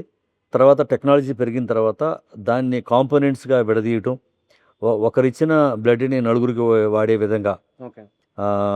ప్యాకెట్ సెల్స్, ప్లాస్మా, అలాగని 4 కాంపోనెంట్లుగా విడదీసి డాక్టర్స్ ఇచ్చిన ప్రిస్క్రిప్షన్ ప్రకారంగా వారికి ఏం కావాలంటే అది ఇచ్చే విధంగా అధునాత టెక్నాలజీ అంతా వాడి ఆ విధంగా ఇవ్వడం జరుగుతూ ఉంది. అదేవిధంగా మీరు అడిగినట్టుగా 35 డేస్ దీని లైఫ్ వాల్యూ ఉంటుందన్నమాట అండి. ఓకే. ఈ 35 డేస్ పర్ఫెక్ట్గా ఉండాలంటే ఇది చాలామందికి తెలియని విషయం. తెలియని విషయం అంటే నిర్లక్ష్యం అనొచ్చు ఒక విధంగా చెప్పాలంటే. ఈ -2 డిగ్రీ నుంచి -6 డిగ్రీస్ చాలా లో టెంపరేచర్లో ఈ బ్లడ్ని స్టోరేజ్ చేయాలన్నమాట. ఓకే. దీన్ని వాకిన్ రిఫ్రిజిరేటర్స్ అంటారు, వాకిన్ స్టోరేజ్ అంటారు దీన్ని. అది చాలా చోట్ల వాళ్ళకి అవైలబిలిటీ లేక, లేకపోతే అంత అంత ఖర్చు పెట్టలేక, దానికి అయ్యే కరెంటు బిల్ ఖర్చు పెట్టలేక డొమెస్టిక్ వాడటం ఇవన్నీ చేస్తూ ఉంటారు. ఇక్కడ అలా లేదు. ఎప్పుడు కూడా మా దగ్గర 4000 యూనిట్స్ స్టోరేజ్ చేసుకునే కెపాసిటీ, ఆల్వేస్ -2 to 6 డిగ్రీస్ చేయటం. దీంట్లో మీరు ఇందా అడిగినట్టుగా ఒక కాంపోనెంట్ ఉంది, ప్లాస్మా అనే కాంపోనెంట్. అది వ్యాలిడ్ 1 ఇయర్. ఓకే. 1 ఇయర్ కూడా -40 నుంచి -80లో ఉంచాలి. ఓకే. అలా అటువంటి రిఫ్రిజిరేటర్లు మన దగ్గర ఉన్నాయి. చాలా దానికి ఎంత పవర్ కాలుతుంది, ఎంత కాస్ట్లీ రిఫ్రిజిరేటర్స్ ఇవన్నీ ఉన్నాయి. ఓకే. అవన్నీ కూడా మెయింటైన్ చేస్తూ ఎక్కడ కూడా తగ్గకుండా. అందుకే చిరంజీవి గారు చాలా చోట్ల ఈ బ్లడ్ బ్యాంక్ పెట్టాలని చెప్పి ముందుగా అనుకున్నారు. ఇది చాలా వాల్యుబుల్ విషయం కాబట్టి, చాలా సెన్సిటివ్ విషయం కాబట్టి, అట్ ద సేమ్ టైం బాగా చూసుకుని నమ్మకస్తులు కావాలి కాబట్టి చిరంజీవి బ్లడ్ బ్యాంక్ ఒక హైదరాబాద్కే పరిమితం అయిపోయింది అన్నమాట. సార్ ఇప్పుడు ఎవరికైనా ఒక బ్లడ్ నీడ్ ఉండి చిరంజీవి బ్లడ్ బ్యాంక్ వచ్చి they want to collect blood. So దానికోసం ఎలాంటి ప్రోటోకాల్ కానీ లేకపోతే ఏమైనా ప్రిస్క్రిప్షన్స్ కానీ ఇలాంటివి ఏమైనా? So what is the procedure if we want to get blood from Chiranjeevi blood bank? ఎవరికి రక్తం అవసరమైనా సరే, ఎవరైతే మిమ్మల్ని డాక్టర్ పరీక్షించి మీకు రక్తం అవసరం అని చెప్పారో ఆ డాక్టర్ ప్రిస్క్రైబ్ చేయాలన్నమాట అండి. డాక్టర్స్ రిక్వెస్ట్ లెటర్ అంటారు దాన్ని. ఆ లెటర్లో ఏ గ్రూప్ కావాలి, ఓ పాజిటివ్ కావాలంటే ఓ పాజిటివ్లో సబ్ గ్రూప్స్ ఉన్నాయండి. ఆ ఏ గ్రూప్గా అది మెన్షన్ చేస్తారు. At the same time O పాజిటివ్లో కాంపోనెంట్స్ ఉన్నాయి, ఏ కాంపోనెంట్ కావాలి అవన్నీ డాక్టర్ టెక్నికల్ వర్డ్స్ అన్నీ మస్ట్గా లెటర్ కావాలి. ఆ లెటర్తో పాటు ఇది నిజం అని చెప్పేసి ఆ డాక్టర్ స్టాంప్ కావాలండి. ఓకే. ఆ స్టాంప్తో పాటు ఆ పేషెంట్ యొక్క ఒక 5 ml 10 ml శాంపుల్ తీసుకోవాలన్నమాట అండి. ఓకే. ఇన్ కేసు ఒక పేషెంట్ బి పాజిటివ్ బ్లడ్ కావాలి, బి పాజిటివ్ బ్లడ్ కావాలని శాంపుల్ తీసుకుని డాక్టర్ ప్రిస్క్రైబ్ వచ్చిన తర్వాత అతను బి పాజిటివ్ డాక్టర్ సర్టిఫై చేశాడు, బి పాజిటివ్ శాంపుల్ వచ్చింది అని చెప్పి మేము బి పాజిటివ్ తీసి ఆయనకి ఇవ్వమండి, 80% ఇవ్వమంట. ఓకే. ఫస్ట్ ఆఫ్ ఆల్ అతను తెచ్చిన బ్లడ్ బి పాజిటివ్ కాదని మళ్ళీ రీచెక్ చేస్తామట. Okay sir. మళ్ళీ దాన్ని మేము క్రాస్ మ్యాచ్ అంటాం. చెక్ చేసిన తర్వాత బి పాజిటివ్ కన్ఫర్మ్ అయిన తర్వాత మా దగ్గర ఉన్న బి పాజిటివ్ తీస్తామండి. మా దగ్గర ఉన్న బి పాజిటివ్, ఇది బి పాజిటివ్ ఎవరు సర్టిఫై చేశారు? ఆయన డ్యూటీలో ఎవరైతే డ్యూటీలో ఉన్నారో ఆ డ్యూటీలో ఉన్నప్పుడు డొనేషన్ అయినప్పుడు బి పాజిటివ్. ఇప్పుడు డ్యూటీలో ఉన్న అతనికి తెలియదు అది. అవునండి. అంచేత ఆ బి పాజిటివ్ మళ్ళీ మేము రీచెక్ చేస్తామండి. Okay sir. అప్పటికి కన్ఫర్మ్ అయిన తర్వాత అది బి పాజిటివ్, ఇది బి పాజిటివ్ అయినప్పటికీ ఈ బి పాజిటివ్ బ్లడ్ ఆ బి పాజిటివ్ వ్యక్తికి రక్త ప్రసరణ జరిగినప్పుడు మంచి జరగాలని ఎక్కడ లేదండి టెక్నాలజీలో. అందుచేత దీనికి మళ్ళీ క్రాస్ మ్యాచింగ్ టెస్ట్ అని ఒక టెస్ట్ ఉంటుందన్నమాట. ఓకే. ఈ 2 బ్లడ్స్ 2 డ్రాప్స్ తీసుకుని ఆ క్రాస్ మ్యాచ్ టెస్ట్ చేసి అది యాక్సెప్ట్ చేస్తేనే అప్పుడు ఈ డిసీజ్ ఫైన్ అని చెప్పేసి ఒకసారి మళ్ళీ మేము కంపాటబుల్ సర్టిఫికేట్ ఒకటి ఇస్తాం. Certificate okay. ఇచ్చి అది చాలా ప్రాసెస్ ఉంది. ఇదంతా 30 మినిట్స్ నుంచి 40 మినిట్స్ పడుతుందన్నమాట. ఒక ఓకే. యూనిట్ మేము బ్లడ్ ఇష్యూ చేయాలంటమాట. ఓకే. ఎందుకంటే ఇవన్నీ చేయకపోతే ఆ పేషెంట్ చనిపోయే ప్రమాదం ఉంది. తర్వాత హైదరాబాద్ లాంటి మహానగరంలో డాక్టర్ టెక్నాలజీ వచ్చేసింది కాబట్టి కంప్యూటర్లో ప్రింట్ తీసి డాక్టర్ లెటర్ హెడ్ తయారు చేసి కంప్యూటర్లో ప్రింట్ తీసి నేను రబ్బర్ స్టాంప్ తయారు చేసుకుని నా బ్లడ్ కావాలని చెప్పేసి బ్లడ్ తీసుకుని మొహిద్దీపట్నంలో ఒక ఒక పేరు పెట్టేసి ఓ బ్లడ్ బ్యాంక్ పేరు పెట్టేసి ఒక ఆఫీస్ పెట్టేసి అతను బ్లడ్ ఇష్యూ చేయడం మొదలుపెట్టాడు. అయ్యో! అతని దగ్గర డాక్టర్స్ లేరు, టెక్నీషియన్స్ లేరు, మిషన్లు ఏమీ లేవు. మా దగ్గర ఇతర బ్లడ్ బ్యాంక్స్ దగ్గర దొంగచాటును తీసుకుని వెళ్ళి అక్కడ అమ్మడం మొదలుపెట్టారు. అటువంటివి కూడా జరుగుతూ ఉంటాయి. అతన్ని కూడా మేము అరెస్ట్ చేయించాం. లేకపోతే ఇక్కడ గవర్నమెంట్ హాస్పిటల్లో రెగ్యులర్గా జరిగేది ఏంటంటే నీలోఫర్ హాస్పిటల్ కానీ, సోమేని గాంధీ కానీ, ఉస్మానియా కానీ అక్కడ దళారులు ఉంటారన్నమాట. హాస్పిటల్ బయట రెడీగా ఉంటారు దళారులు అండి. మేము వైట్ రేషన్ కార్డు ఇస్తే మేము ఫ్రీగా ఇస్తాం. ఓకే. అంచేత కొంతమంది ఆటో నడుపుకునే వాళ్ళు కానీ, కొంతమంది దళారులు కానీ ఆ కాలనీలో ఉన్న రేషన్ కార్డులన్నీ కలెక్ట్ చేసి పెట్టుకుని వాళ్ళ బ్లడ్ కోసం రాగానే మేము ఇప్పిస్తాం తీసుకురావటం, వాళ్ళని మా గేటు బయట ఆటోలో పెట్టేసి ఇతను లోపలికి వచ్చి మా దగ్గర ఫ్రీగా తీసుకుని అమ్మాయి దగ్గర డబ్బులు తీసుకోవటం, ఇవన్నీ జరుగుతుంది చూసి మేము గవర్నమెంట్కి కూడా కంప్లైంట్ ఇవ్వడం జరిగింది. చిరంజీవి గారు ప్రెస్ మీట్లో కూడా చెప్పడం జరిగింది. ఎందుకంటే ఒక హాస్పిటల్ డాక్టరు చిరంజీవి బ్లడ్ బ్యాంకులో బ్లడ్ తీసుకోవద్దు, అక్కడ లో క్వాలిటీ ఉంటుంది అని చెప్పారన్నమాట అండి. దానికి చిరంజీవి గారు స్వయంగా హెల్త్ మినిస్టర్కి కంప్లైంట్ చేయటం, ఆయన ఒక ప్రెస్ మీట్లో పెట్టి చెప్పారన్నమాట. ఎందుకు ఆయన అలా చెప్పాల్సి వచ్చింది? చిరంజీవి బ్లడ్ బ్యాంక్లో కమిషన్ ఎవరు? మిగతా బ్లడ్ బ్యాంక్స్లో ఒక యూనిట్ ప్రిస్క్రైబ్ చేస్తే దాంతోపాటు 100 రూపీస్ అంత ఇస్తారు. ఓకే. అది ఆ ఫెసిలిటీ ఇక్కడ లేదు. మీ ఇచ్చేదే ఫ్రీ, మేము డబ్బులు ఎందుకు ఇస్తామండి? అవును. దాని గురించి ఒక డాక్టర్ అలా తప్పు స్టేట్మెంట్ ఇవ్వడం వల్ల కూడా దాన్ని కూడా కంప్లైంట్ ఇచ్చి ఇలాగ ఎన్నో మిస్యూజెస్ జరుగుతాయని చెప్పి అంతా వెరిఫికేషన్ చేసుకుంటాం. అవసరమైతే ఆ హాస్పిటల్కి ఫోన్ చేసి ఆ డాక్టర్తో కూడా మాట్లాడతాం. ఓకే. సో మెనీ కేసెస్ మాట్లాడతామండి. ఓకే. సార్ ఈ పేషెంట్ మీ దగ్గర ఉన్నారా, ఇది అడుగుతున్నారు నిజమేనా కాదా? సమ్ టైమ్స్ మిడ్ నైట్లో అయితే ఒక్కడే ఉంటాడండి, ఇద్దరే ఉంటారు. అప్పుడు ఒక ఇష్యూ చేసిన మర్నాడు మేము దాన్ని మళ్ళీ పరిశీలిస్తాం. ఓకే. మా మనిషి హాస్పిటల్కి వెళ్తారు, కనుక్కుంటారు కరెక్ట్గా జరుగుతుందా లేదా అని. Okay sir. చాలా పర్ఫెక్ట్గా ఉంటుందండి ఇక్కడ సర్వీసు. చిరంజీవి గారు చాలా 100% అందరికీ ఫ్రీగా ఇవ్వాలని చూస్తున్నారు, అందరిని ఆదుకోవాలని చూస్తున్నారు. ఇలా మధ్యలో దళారులు వచ్చి దీన్ని డిస్టర్బ్ చేయడం వల్ల కూడా కొంచెం ఇబ్బందిగా ఉందన్నమాట. సార్ ఇన్ని జాగ్రత్తలు తీసుకొని మీరు ఇన్ని స్టెప్స్ ఆఫ్ వెరిఫికేషన్స్ అవి చేసిన తర్వాత కూడా చాలామంది నెగటివ్ ప్రాపగాండా చేయడానికి ట్రై చేశారు. అండ్ ఇప్పటికీ చాలామంది అంటే ఎక్కడ దొరుకుతారా వీళ్ళు, వాళ్ళని పట్టుకుందాం అని చెప్పి ట్రై చేస్తుంటారు సార్. సో ఇలాంటి నెగటివ్ కామెంట్స్ కానీ లేకపోతే నెగటివ్ ప్రాపగాండా చేసేటప్పుడు మీరు ఎలా ఫీల్ అయ్యేవారు, సార్ చిరంజీవి గారు ఎలా ఫీల్ అయ్యేవారు సార్? ఇటువంటి నెగిటివ్ జరిగినప్పుడు గతంలో ఒకసారి గవర్నమెంట్కి బ్లడ్ బ్యాంక్ని అప్పచెప్పేశారన్నమాట అండి చిరంజీవి గారు. మీరు ఈ మచ్చ వచ్చింది కాబట్టి డెఫినెట్గా మీరు వచ్చి మేము ఆపేస్తామండి దీన్ని, మీరు వచ్చి వెరిఫై చేసి ఇది పర్ఫెక్ట్గా ఉందంటేనే మేము అక్కడికి వెళ్తాం అంటే గవర్నమెంట్ 3 మ్యాన్ కమిటీని అపాయింట్ చేసి క్షుణ్ణంగా పరిశీలించిన తర్వాత central government, state government okay అన్న తర్వాత మళ్ళీ దీన్ని ప్రాసెస్ స్టార్ట్ చేశారన్నమాట. Okay sir. ఇది పర్ఫెక్ట్గానే ఎప్పటికప్పుడు అలా అని చాలా పెద్ద అయిన బ్లడ్ బ్యాంక్ అని మేమే డ్రగ్ ఇన్స్పెక్టర్స్ అది రావటం లేట్ అయితే మేమే ఫోన్ చేసి ఎప్పుడు వస్తారో మేము అడుగుతూ ఉంటాం అన్నమాట. Okay sir. అంటే చిరంజీవి గారు వెనకాల నుంచి పుష్ చేస్తూ ఉంటారు అన్నమాట. లేదా డాక్టర్ మాధవ్ గారు అడుగుతూ ఉంటారు అన్నమాట, ఓకే. ఇంకా రాలేదు అండి, ఇన్స్పెక్షన్ చేసి అంటే మనకు తెలుస్తుంది కదా లోపల ఏం జరుగుతుందో. అంటే చాలామంది ఎంప్లాయీస్ అందరూ ఒకలాగా ఉండాలని లేదు. అదే సార్. ఎంప్లాయీస్ ఎవరైనా తప్పులు చేస్తున్నారు మనకు తెలియకుండా ఎక్కడ అంటే ఆ డ్రగ్ ఇన్స్పెక్టర్ వచ్చి ఇంకా ప్యూరిఫైగా అతని టెక్నాలజీ ప్రకారంగా టెస్ట్ చేస్తే ఇంకా కొన్ని విషయాలు మనం బయటపెడితే రెక్టిఫై చేసుకోవచ్చు కదా అనే ఉద్దేశంతో కూడా రెగ్యులర్గా మేము దగ్గరుండి చేయించుకుంటాం అన్నమాట అండి. Okay sir. Okay sir. ఇప్పుడు మన ఫ్యాన్స్ క్లబ్ వైపు వద్దాం సార్. సో అభిమాన సంఘాలు నడిపించడంలో మీరు ఒక కీ రోల్ పోషించారు. అండ్ మీకు ఈ ఫ్యాన్ క్లబ్స్ ఇవన్నీ ఆర్గనైజ్ చేయడంలో how was the support from మన నాగబాబు గారు కానివ్వండి, అల్లు అరవింద్ గారు కానివ్వండి, వాళ్ళ సైడ్ నుంచి మీకు సపోర్ట్ ఎలా ఉంది సార్? అదే వాళ్ళ సపోర్ట్ లేకుండా నేనేమి చేయలేనండి. వాళ్ళ సపోర్ట్ వల్ల నేను దూరం వచ్చాను. వాళ్ళు ఎప్పటికప్పుడు చిరంజీవి గారు చాలా బిజీ షెడ్యూల్లో ఉండే స్టార్ కాబట్టి ఎప్పటికప్పుడు నా దగ్గర ఉన్న సమాచారం వారికి ఇవ్వటం, వారు చిరంజీవి గారు దొరికినప్పుడు చిరంజీవి గారితో మాట్లాడి మళ్ళీ నాకు రిప్లై ఇవ్వటం.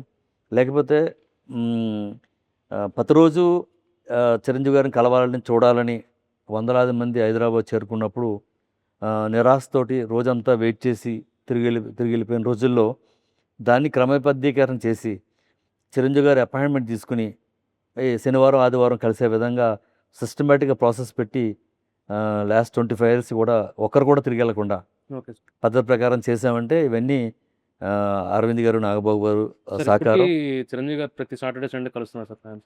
ఇప్పుడు కొంచెం ఏమైందంటే సార్, సార్ కూడా బిజీ అవ్వటం, at the same time donors కూడా ల్యాక్స్ ఆఫ్ పీపుల్ అయిపోవటం, అవునండి.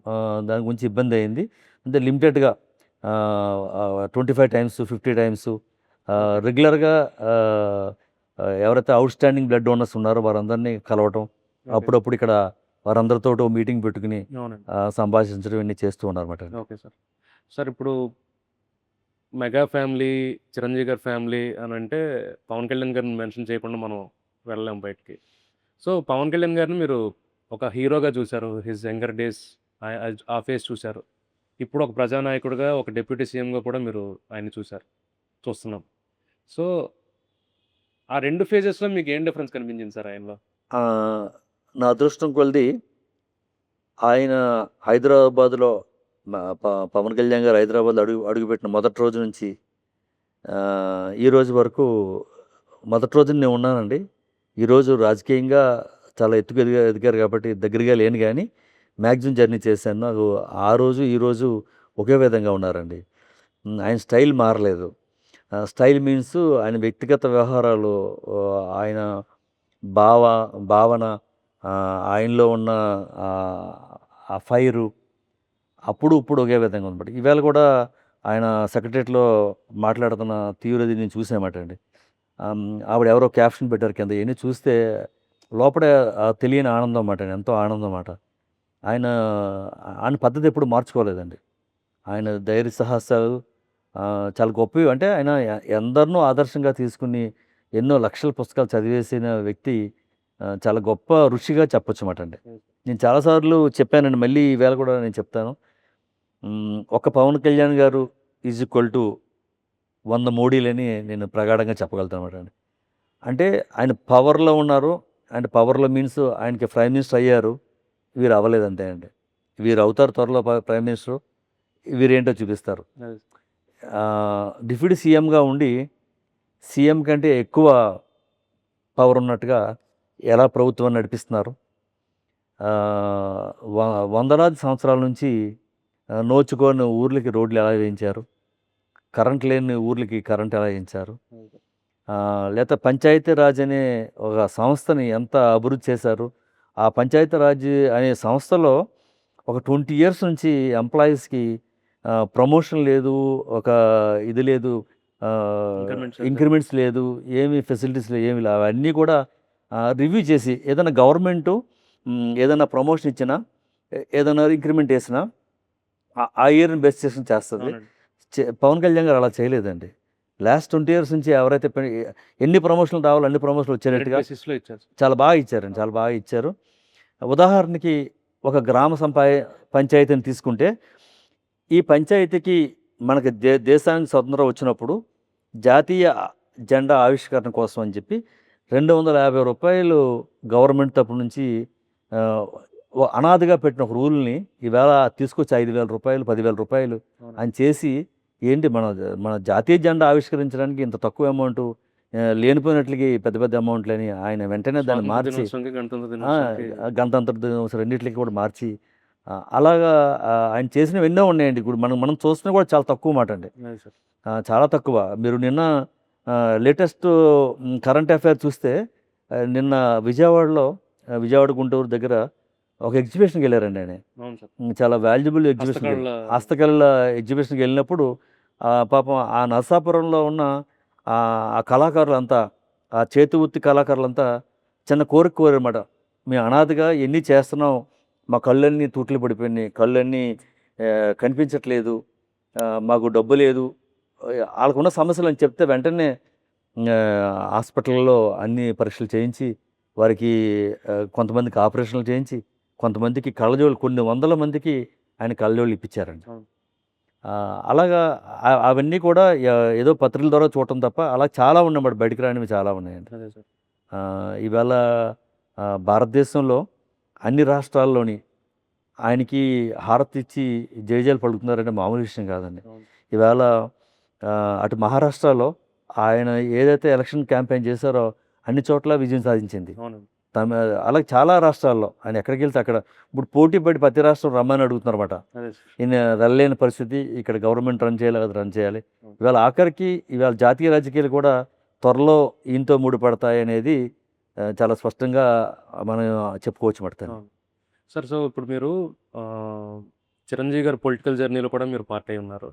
అండ్ పవన్ కళ్యాణ్ గారి పొలిటికల్ జర్నీ కూడా మీరు చాలా దగ్గర నుండి చూశారు ఇనిషియల్ డేస్లో. అండ్ మొన్నటి వరకు కూడా మీ దగ్గర చాలా దగ్గరగా ఉన్నారు. సో రెండు వేరు కాలమాన పరిస్థితులు, పొలిటికల్ సిచ్యువేషన్స్ కూడా చాలా డిఫరెంట్గా ఉన్నాయి. సో వీళ్ళ ఇద్దరి పొలిటికల్ జర్నీస్ గురించి మీరు మాట్లాడాలంటే ఏం చెప్తారు సార్? దారులు వేరైనా భావాలు ఒకటేనండి. చిరంజీవి గారు బడుగు బలహీన వర్గాలని అందరిని ఆదుకోవాలని ఎక్కడో శ్రీకాకుళంలో, ఎక్కడో ఆదిలాబాదులో, ఎక్కడో అనంతపురంలో ఉన్న వారికి జూబ్లీస్లో మనకి ఎటువంటి వైద్య సదుపాయాలు ఉన్నాయి, మా పిల్లలు ఏ స్కూల్లో చదువుకుంటున్నారో ఈ సదుపాయాలన్నీ ఆ మారుమూల గ్రామాలకు అందాలని, లేకపోతే సామాజిక న్యాయం పాటించాలి. సామాజిక న్యాయం అంటే సమాజంలో ఉన్న మన ఓటర్ లిస్ట్ ప్రకారంగా ఆ సామాజిక వర్గం నిష్పత్తి ప్రకారంగా వారికి అధికారం కలిగించాలి, అది వాళ్ళకి హోదా కలిగించాలి. అది ఆ సామాజిక ఉద్యమం తీసుకొచ్చారు ఆ ఎలక్షన్లో, ఎప్పుడు ఎవరు తీసుకురాలేదండి. అలాగే చాలా అంటే ఆయన మేనిఫెస్టో ఎవరైనా చూస్తే, చిరంజీవి గారు ప్రజారాజ్యం సంబంధించిన మేనిఫెస్టో చూస్తే ఆశ్చర్యపోతారన్నమాట. ఎందుకంటే ఆ మేనిఫెస్టోలో ఉన్న విషయాలన్నీ బయటపెట్టి అవన్నీ రాష్ట్రం అభివృద్ధి కోసం చేస్తుంటే, బీసీలకు కూడా అత్యధిక సీట్లు ఇచ్చింది చిరంజీవి గారు. ఓసీ సీట్లు కూడా బీసీల నుంచోబెట్టి ఇవ్వటం కానీ, ఇంతవరకు రాజకీయం ఏర్పడిన తర్వాత ఏ రాజకీయ పార్టీ అన్ని సీట్లు బీసీలకు ఇవ్వలేదండి. అలా చాలా గొప్పగా ఆయన చేయాలనుకున్నారు. ఈ కులు రాజకీయాలు విమలేకపోయారు. ఇక్కడ పవన్ కళ్యాణ్ గారు వచ్చేటప్పటికి దీన్ని అంతా ప్రక్షాళన చేసుకుంటూ వస్తున్నారండి. డిపార్ట్మెంట్ వైజ్గా, రాజకీయ పరంగా, ఆఖరికి ఎమ్మెల్యేలని, ఆఫీసర్స్ని, ఎవరిని కూడా అందరూ కూడా వారు ఎలా నడుచుకోవాలి ఏంటి. రీసెంట్గా ఓ సంఘటన మా దృష్టికి వచ్చినప్పుడు, ఒక ఫైలు జనసేన పార్టీ నుంచి వెళ్తే ఓకే చేసి పంపించిన తర్వాత అక్కడ అధికార పార్టీ వాళ్ళు లేదు ఈ ఫైల్లో మొత్తం అంతా వారికి లబ్ధి కాకూడదు, దీంట్లో సగం మనకి లబ్ధి కావాలని ఫైలు అధికార పార్టీ మార్పించుకున్నప్పుడు అది స్వయంగా ఆఫీసర్కి ఫోన్ చేసి, ఇది మేము కావాలనుకున్నాం కదా, ఇది ఎలాగా మార్చారు, ఎవరు మార్చారు అని చెప్పి. అంటే ఎందుకు చెప్తున్నానంటే సార్, అధికారుల యొక్క బాధ్యత గుర్తు చేస్తున్నారన్నమాట అండి. లేకపోతే మీకు ఒకసారి బహిరంగ స్టేజ్ మీద ఆయన మాట్లాడినప్పుడు, అవసరమైతే నేను హోమ్ మినిస్టర్ అవుతాను, పోలీస్ వ్యవస్థని సరిదిద్దుతానని అని అంత బాహాటంగా మాట్లాడారంటే ఎక్కడో లోపాలు ఉన్నాయి, సరిదిద్దాలి అంటే మీరు సరిదిద్దుకుంటారా నన్ను రమ్మంటారా అని ఇండైరెక్ట్గా హెచ్చరిస్తేనే అలా చాలా డిపార్ట్మెంట్లో ఉన్న లోపాలని సరిదిద్దడం, ఆఫీసర్లను కూడా అలర్ట్ చేయటం, ఇలా ప్రతి ఆఫీసర్ కూడా. అందుకే మీకు ఇందాక చెప్పినప్పుడు పంచాయతీరాజ్ అంటే ఏంటండి, చాలా రాష్ట్రాన్ని, గ్రామాలని బాగా అభివృద్ధి పథంలో నడిపించడం. దానికి బడ్జెట్లో అధిక మొత్తంలో పంచాయతీరాజ్గా వెళ్ళిపోతుందన్నమాట అండి. ఆ అధిక మొత్తంలో వెళ్ళిపోయిన డబ్బు అక్కడ ఆ గ్రామ అభివృద్ధికి కాకుండా, ఆ గ్రామం అభివృద్ధి చేస్తానని చెప్పి, రోడ్లు వేస్తానని చెప్పి, బిల్డింగ్లు కట్టిస్తానని చెప్పి ఏదైతే కాంట్రాక్టర్ తీసుకున్నాడో, ఆ కాంట్రాక్టర్కి ఎంత డబ్బు తీసుకున్నాడో 10% ఖర్చు పెట్టి 90% ఆమ్యామలో అయిపోయిన రోజులు ఇవాళ ఆయన పదే చెప్తున్నాడు ఆఫీసర్లకి, అటువంటి జరగటానికి లేదు, మీకు ఎంత కావాలో జీతం ఇస్తాను, మీ ఇంక్రిమెంట్ ఇస్తాను, అన్నీ ఇస్తాను. రీసెంట్గా ఒక ఇన్సిడెంట్ కూడా చూసాం సార్, అక్కడ పెదపంకి అనే విలేజ్ అనుకుంటా సార్, అక్కడ రోడ్ క్వాలిటీ బాగాలేదని చెప్పి ఆ కాంట్రాక్టర్కి బిల్లు హోల్డ్ చేసామని ఇన్స్ట్రక్షన్ ఇచ్చారు సార్. రెగ్యులర్గా బాగా ఆయన వాచ్ చేస్తున్నారండి. అవన్నీ కూడా చాలా పర్ఫెక్ట్గా క్వాలిటీగా జరుగుతుంది. అవినీతికి దారి లేదు. ఆఫీసర్లందరికీ బాగా రెగ్యులర్గా హెచ్చరిస్తూ ఉన్నారు. బయటకు రాకపోయినా ఇన్నర్‌లో బాగా హెచ్చరిస్తున్నారండి. ఎక్కడ తప్పు జరిగినా ఇమ్మీడియేట్‌గా పిలిచి మాట్లాడటం. ఈవెన్ ఎమ్మెల్యేలు గారు కూడా అవునండి.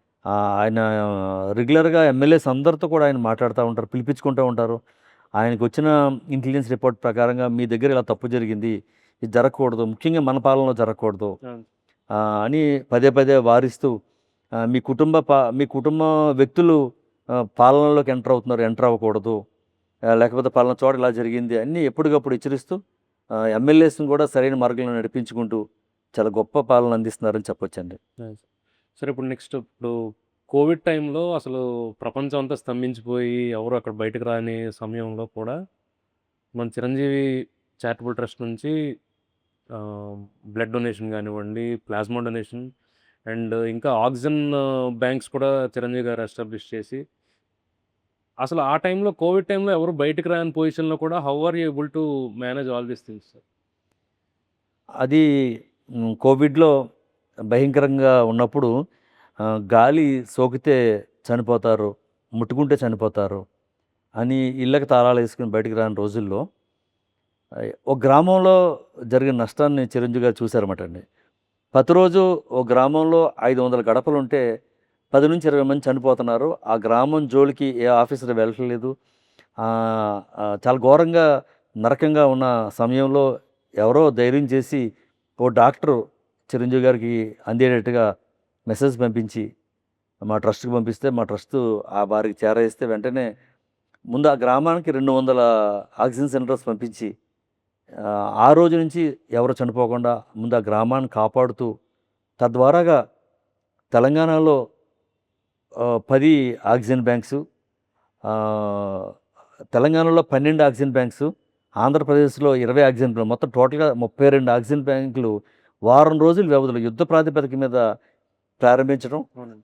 ఆక్సిజన్ రీఫిల్లింగ్ సెంటర్స్ లేవు. గవర్నమెంట్ హ్యాండ్ ఓవర్ చేసుకుంది. ఆక్సిజన్ సిలిండర్స్ దొరకట్లేదు. లేకపోతే ఆక్సిజన్ కాన్సంట్రేషన్లు దొరకట్లేదు. అమెరికా నుంచి, దుబాయ్ నుంచి, చైనా నుంచి ఇంపోర్ట్ చేసుకొని కోట్లాది రూపాయలు ఖర్చు పెట్టి తెలుగు రాష్ట్రాల ప్రభుత్వాలు చేతులెత్తేసిన తరుణంలో చిరంజీవి గారు అంత పెద్ద మొత్తంలో ఖర్చు పెట్టి వేలాది మందిని కాపాడటం జరిగిందన్నమాట.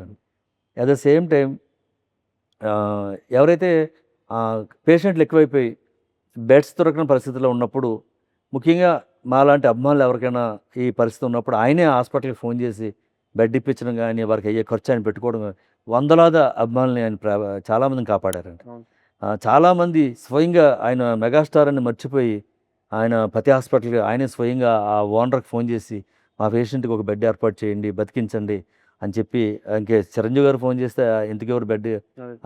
అది ఖచ్చితంగా అంత పెద్ద ఆయన మాకు చేశారన్న దాని మీద చాలామందికి అక్కడితో ఆగకుండా వారికి ఈ వారం 10 రోజులు, ఈ నెల రోజులు సిక్ అయిపోయాడు, ఇతను ఎలా బతుకుతాడని చెప్పి మళ్ళీ వాళ్ళకి ఒక రూ. 2,00,000 వారి అకౌంట్ ట్రాన్స్ఫర్ చేసి వారిని కాపాడిన తీరులు ఎన్నో అంటే అటు మీ శ్రీకాకుళంలో ఒక కేసు జరిగిందండి. వైజాగ్ గాజువాకలో జరిగింది. రాయలసీమ హిందూపురంలో జరిగింది. కోనసీమలో అంబాజీపేటలో జరిగింది. ఇలా చెప్పుకుంటూ చాలా ఉన్నమాట. అందరిని ఆదుకున్నారు. ఈ ఆక్సిజన్ బ్యాంక్స్ ద్వారాగా కాకుండా మళ్ళీ పర్సనల్‌గా ఆయన నోటీస్‌కి వచ్చినవన్నీ కూడా చాలామందిని ఆయన ఆదుకోవటం. అదేవిధంగా ఏదైతే ఇండస్ట్రీలో 24 క్రాఫ్ట్స్ ఉందో అవునండి. వేలాది మంది కార్మికులు షూటింగ్ లేక రోడ్డున పడిపోయారో వారికి నిత్యావసర వస్తువులు లేవు, షూటింగ్ లేదు, డబ్బులు లేవు, బతకలేరు. వారందరికీ 3 నెలలు వారికి నిత్యావసర వస్తువులు సిసిసి అనే ఒక సంస్థ స్థాపించి ఆయన తోటి హీరోలు అందరూ కలిసి ఓ ట్రస్ట్‌గా పెట్టుకుని ఆయన మేజర్ అమౌంట్ ఇచ్చి చిరంజీవి చారిటబుల్ ట్రస్ట్‌తో సంయుక్తంగా 3 మంత్స్ వారందరికీ నిత్యావసర పంపించడం.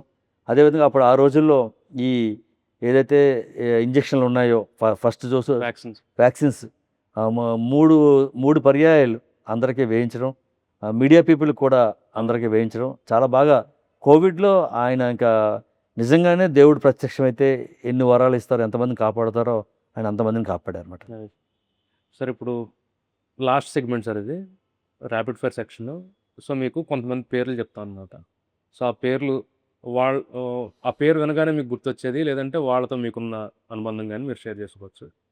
మొదటి పేరు రామ్ చరణ్ గారు. రామ్ చరణ్ గారు మీరు ఫస్ట్ సినిమా చూడండి. ఇప్పుడు సినిమా చూడండి. చాలా పరిపూర్ణమైన వ్యక్తి మాట అండి. ఇంకా చెప్పాలంటే రీసెంట్‌గా మీకు చాలా ఒక క్లిప్పింగ్స్ వస్తున్నాయన్నమాట. ఆయన చిన్నప్పుడు స్కూల్‌కెళ్ళే టైంలో చిరంజీవి గారు షూటింగ్‌కెళ్ళొచ్చి సోఫాలో కూర్చుంటే ఆయన ముందు చేసిన డాన్స్ బిట్లు బయటకొస్తున్నాయన్నమాట. అవునండి. ఆళ్ళ నాన్నగారిలాగే ఆయనకి అణువణువున ఆయనకు కూడా నరాలు లేవు. అన్ని స్ప్రింగ్స్ ఉన్నాయనే విధంగా గొప్ప డాన్సర్ అనమాట అండి. చాలా గొప్ప యాక్టర్ అనమాట.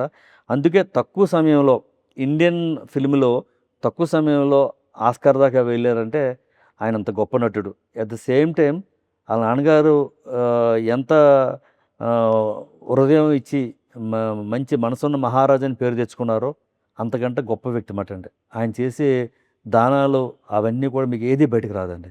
చాలా పెద్ద పెద్ద మొత్తాల్లో ఆయన చేసే దానాలు ఎమర్జెన్సీలో ఎవరైనా బాధలో ఉన్నారంటే ఆళ్ళ హాస్పిటల్ బిల్స్ పే చేయటం గానీ, ఇంకొకటి కాదండి చాలా చాలా గొప్ప గొప్ప వ్యక్తి అని చెప్పొచ్చమాట. అవును సార్. చిరంజీవి గారిని మించిపోయిన వ్యక్తిగా నేను చెప్పగలుగుతానండి.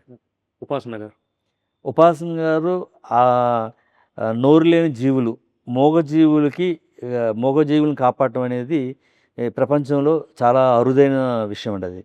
దానికి ఇంకా ఎల్లలు లేవుమటండి. భగవంతుడి తర్వాత ఎవరైనా మూగజీవులను కాపాడుతున్నారంటే వారంత గొప్పవారమాట. చాలా కష్టం మటండి అది. కాళ్ళు ఇరిగిపోయినవి, చేతులు ఇరిగిపోయినవి, కళ్ళు లేనివి, రోజు కేర్ తీసుకోవటం. బోలెడు ఖర్చు చాలా ఖర్చయిపోతదండి దానికి. ఓకే.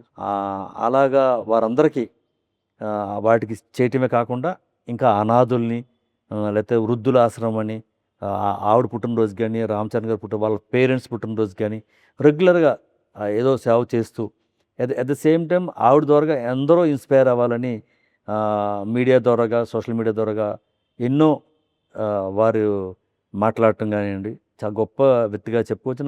నేను చెప్పడం ఏంటంటే ఇండియన్‌లో ఉమెన్స్‌లో టాప్ 10లో ఒకరుగా ఆవిడుంటారని చెప్పొచ్చండి. Okay sir. Next Varun Tej గారు. వరుణ్ తేజ్ గారు అటు పెదనాన్నగారు, ఇటు బాబాయిని, అటు వారి నాన్నగారిని చూసి ఆయనలో ఒక అందరిని ఆదర్శంగా తీసుకొని చాలా గొప్పగా ఎదిగిన వ్యక్తిగా అట్ ద సేమ్ టైమ్ ఆయన తీసుకున్న కథలు మొదటి సినిమా నుంచి ఇప్పుడు దాకా చూస్తే అన్నీ వైవిధ్యమే. అవునండి. ఆ సినిమాకి, ఈ సినిమాకి అసలు తేడా ఉండదు. చాలా తేడాగా అసల ఊ ఊ ఎవరు ఊహించరన్నమాట ఈ స్టోరీ ఎన్నుకున్నాడు ఏంట్రా అని. సినిమా కొన్ని సరిగ్గా ఆడకపోవచ్చు. ఆడకపోయినా సరే డిఫరెంట్‌గా ఆయన ఆలోచించిన విధానం, ఆయన నటించిన విధానం, ఆయన తక్కువ సమయంలో అంత గొప్ప పేరు తెచ్చుకోవడం. నిన్న రిలీజ్ అయిన 'కొరియన్ కనకరాజు' కూడా చాలా పెద్ద విజయం సాధించింది. అవును. దాంట్లో కూడా అద్భుతంగా అటు సీరియస్‌గా, అటు కమెడియన్‌గా కమెడియన్‌తో పోటీ పడి ఎంత కామెడీ పండించారు.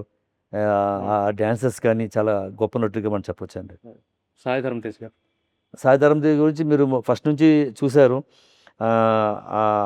చిరంజీవి గారికి సంబంధించిన ఓ పాట కూడా ఆయన చేయటం. చాలామంది చిరంజీవి గారిలాగా ఉన్నారని చెప్పడం. అదే సార్. తర్వాత ఆహ్, పవన్ కళ్యాణ్ గారు బాగా దగ్గరగా తీసుకోవటం. చాలా గొప్ప స్థాయికి వెళ్ళాల్సిన అతను మధ్యలో యాక్సిడెంట్ అయ్యి కొంచెం బ్రేక్ రావటం. అదే. మళ్ళీ ఎగైన్ పికప్ అయ్యి ఆయన కూడా మంచి హృదయమైన అతనిగా చెప్పొచ్చండి. అదే సార్. లాస్ట్‌గా సురేఖ గారు. సురేఖ గారిని ఒక దేవతగా మనం చెప్పొచ్చమాట అండి. అది చాలామందికి తెలియని విషయం మాట అండి. ఆహ్, ఒక ఇంట్లో పద్మశ్రీలు ముగ్గురు, నలుగురు ఉన్న ఇంట్లో చాలా కష్టం మాట అండి. అవునండి. ఎందుకు పద్మశ్రీ వస్తుంది? ఎందుకు పద్మభూషణ్ వస్తుంది? ఎందుకు ఎందుకు పద్మవిభూషణ్ వస్తుంది? ఎందుకు ఆస్కార్ వస్తుంది? ఎందుకు జాతీయ స్థాయిలో పవన్ కళ్యాణ్ గారు వెళ్ళిపోయారు? వీళ్ళందరినీ ఒక ఇంట్లో పెట్టి, ఒక ఫ్రేమ్‌లో పెట్టి ఆవిడ చూడటం అనేది వారికి వారి సంరక్షణ చేయటం అనేది వారి పిల్లలకి, వారి భార్యలకి, ఇటు ఆడపడుచులకి, అటు అత్తగారికి, ఆ కుటుంబం అంతా చూసుకుంటూ చిరంజీవి గారిని ఒకే రోజుని చిరంజీవి గారి షూటింగు, రామ్ చరణ్ గారి షూటింగ్ ఇద్దరిని కూడా షూటింగ్‌కి పంపించాలి. మరి ఇద్దరికీ అన్నీ ఫుడ్ అంతా చూసుకోవాలి. అట్ ద సేమ్ టైమ్ వీరి పిల్లలకు పుట్టిన పిల్లలందరికీ స్కూల్స్‌కి పంపించాలి. వారికి ఫుడ్ పంపించాలి. టైంకి వెహికల్ పంపించాలి. మళ్ళీ పికప్ చేసుకోవాలి. ఇంకా మామూలు విషయం కాదు మేడం. ఎప్పుడూ నవ్వుతూనే ఉంటారు. అందరికీ చిరంజీవి గారు ఏ విధంగా ట్రీట్ చేస్తారో అది ఆవిడ అడాప్ట్ చేసుకొని చిరంజీవి గారు చేసినట్టుగానే, చిరంజీవి గారు ఆయన షూటింగ్‌లో ఉన్నా సరే ఆయన చేసినట్టుగానే అన్నీ వ్యవహరిస్తూ చాలా గొప్ప మహిళగా ఆవిడ ఒక దేవతే. మేమంతా దేవతగానే కొలుస్తామండి. చాలా గొప్ప వ్యక్తి. చాలా అరుదుగా ఉంటారన్నమాట. గాంభీర్యంగా చాలా దేవత లక్షణాలన్నీ ఉన్నాయి ఆవిడలో. ఓకే. ఎప్పుడు కోపపడటం కానివ్వండి, టైర్డ్ అయిపోవడం కానీ, చాలా టైం టు టైమ్లీ చాలా బాగా చేస్తారు. ఆవిడలో కూడా చిరంజీవి గారి నుంచి వచ్చిన శక్తి ఆవిడలో ప్రవశిస్తుందో లేదో తెలియదు కానండి, గొప్ప శక్తిమంతురాలుగా చెప్పొచ్చండి. Okay sir. సో, ఫైనల్‌గా మనం ఈ షో వైండప్ చేసే ముందు, ఇప్పుడు చిరంజీవి గారి పుట్టినరోజు సందర్భంగా ఇప్పటివరకు ఎక్కడా పంచుకోని విషయం ఆర్ చిరంజీవి గారి బర్త్‌డే సందర్భంగా మీరేమైనా చెప్పాలనుకుంటే యూ కెన్ దాంతో ముగిద్దాం సార్. నేను చెప్పే ముందు ఈ మధ్య ఒక ఆయన కొత్తగూడెం దగ్గర ఒక పల్లెటూరులో పెరిగిన ఒక అతను, రాంబాబు అనే ఒక అతను హైదరాబాద్ వచ్చి చిరంజీవి గారి ఇన్స్పైర్గా తీసుకుని ఒక ఆర్టిస్ట్ అవ్వాలని, తబలా ఆర్టిస్ట్గా, సింగర్గా, డైరెక్షను, రకరకాల అవతారాలు ఎత్తి మొత్తం మీద నేను ఏదైనా చేయాలి, చిరంజీవి గారికి నేను రిటర్న్ ఇవ్వాలి, ఇప్పుడు దాకా ఆయన్ని ఆదర్శంగా ఇంత దూరం వచ్చాం కదా అని ఓ సినిమా తీశారండి ఆయన. ఓకే అండి. ఓ సినిమా తీశారు, డైరెక్షన్ చేసి సినిమా ఓకే తీశారనమాట. అండి. దాని పేరే వీరాభిమాని. ఓకే అండి. ఆ సినిమా సారాంశం ఏంటంటే, చిరంజీవి గారు ఎప్పటికీ చనిపోకూడదు, చిరంజీవి గారు చిరంజీవి గారిలాగే ఉండాలి, అది సినిమాలో చూపించారన్నమాట అండి. ఓకే అండి. ఆ దేవుణ్ణి ఎలా కోరారు, ఆఖరికి వారికి మరణం వచ్చినప్పుడు ఈ యముడు వచ్చి తీసుకెళ్ళిపోతే ఎలా అడ్డుకోవడానికి ప్రయత్నం చేసినా కుదరని పక్షంలో ఆ స్వర్గలోకానికి వెళ్ళిపోయిన తర్వాత అక్కడ యముడు దగ్గర కూడా ఆ సన్నివేశం చాలా గొప్పగా చిత్రీకరించారన్నమాట. Okay sir.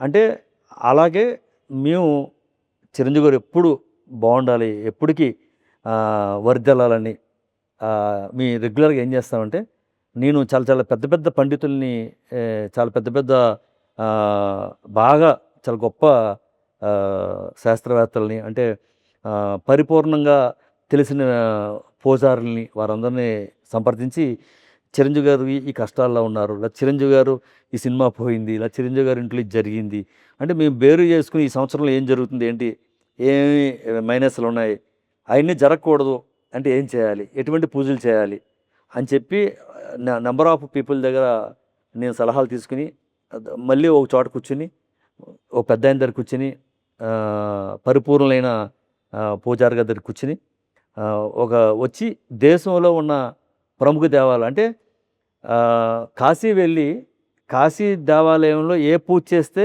వీరికి నష్టం జరగదు అని చెప్పి నేను వెళ్ళి కాశీలో చాలా పెద్ద పూజ చేయించానమాట అండి. ఓకే అండి.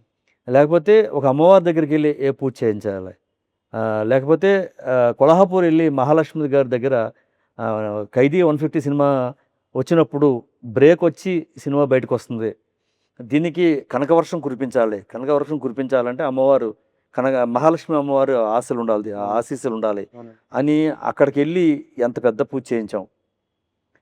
అలాగే ఆంజనేయ స్వామికి తరచు ఇంకా అది నిరంతరం ఆంజనేయ స్వామికి పూజలు చేస్తూనే ఉంటాం. ఎటువంటి హోమాలు, చండీ హోమాలు ఎలా చేయాలి, ఎక్కడ చేయాలి, ఇవన్నీ కూడా అంటే చిరంజీవి గారి కోసం ఇంక ఎల్లప్పుడూ వారు బాగుండాలి, చిరస్థాయిగా ఉండిపోవాలి, ఆయన ఎప్పటికీ ఆయన అభిమానులుగా పుట్టాలి. అందుకే నేను పదే పదే చెప్తాను, చివరిగా నేను చెప్పేది, చిరంజీవి గారి కోసం ప్రాణ త్యాగం చేయటాకైనా ఒక పొట్టి శ్రీరాములు గారు ఆంధ్ర రాష్ట్రం ఏర్పడ్డాకే ఏ త్యాగం చేశారో నేను ఆ త్యాగం చేయటాకే ఆయన కోసమే బతుకున్నాను, ఆయన కోసమే చివరి వరకు ఉంటానని చెప్పి ఈ సందర్భంగా తెలియజేస్తూ, చిరంజీవి గారి అమ్మాయిలందరూ సమాజ సేవకి పాటుపడాలని, మీరందరూ చిరంజీవి గారి ఆశీస్సులు పొందాలని, మనమందరం ఎప్పటికీ చిరంజీవి గారి అమ్మాయిలుగానే పుట్టాలని ఆ భగవంతుని కోరుకుంటూ, జై Chiranjeeva. Thank you very much sir. మీరు ఎంత బిజీ స్కెడ్యూల్లో ఉండి కూడా మాకు మీ వాల్యుబుల్ టైం ఇచ్చి మాకు తెలియాల్సిన విషయాలు ఎన్నో, మాకు తెలియని విషయాల్ని చాలా డీటెయిల్డ్గా మాకు తెలియజేసినందుకు really thank you very much. Thank you అండి.